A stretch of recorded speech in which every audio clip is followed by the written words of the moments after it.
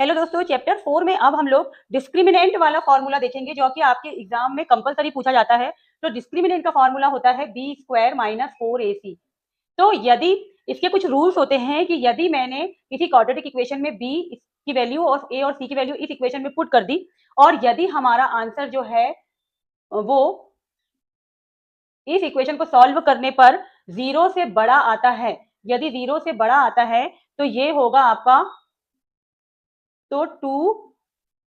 ये होगा आपका 2 रियल रूट। मतलब आपको जो रूट्स मिलेंगे वो दो अलग अलग रूट्स मिलेंगे। सॉरी, ये होता है 2 डिस्टिंक्ट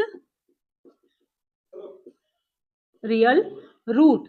ठीक है, और यदि बी स्क्वायर माइनस 4ac की वैल्यू 0 के इक्वल आती है तो हमें मिलेंगे 2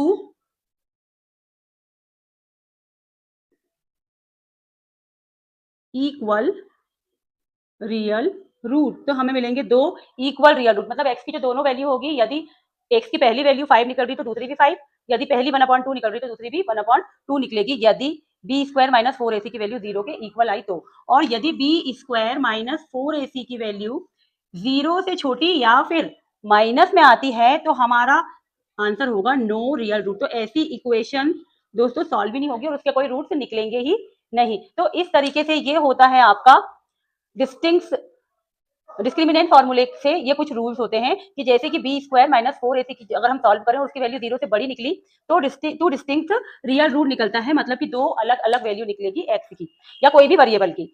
अगर बी स्क्वायर माइनस 4ac की वैल्यू 0 के इक्वल हो तो 2 इक्वल रियल रूट्स मिलते हैं। मतलब कि x की दोनों वैल्यू कैसी होंगी, इक्वल होंगी। और बी स्क्वायर माइनस 4ac की वैल्यू यदि 0 से छोटी या माइनस में निकले तो हमारा आंसर होगा नो रियल रूट। इस तरह से इस चैप्टर का इंट्रोडक्शन दोस्तों यहाँ पर खत्म होता है। अब हम लोग इसके बाद इसके क्वेश्चन एक्सरसाइज के क्वेश्चन करना स्टार्ट करेंगे हमारे नेक्स्ट वीडियो से।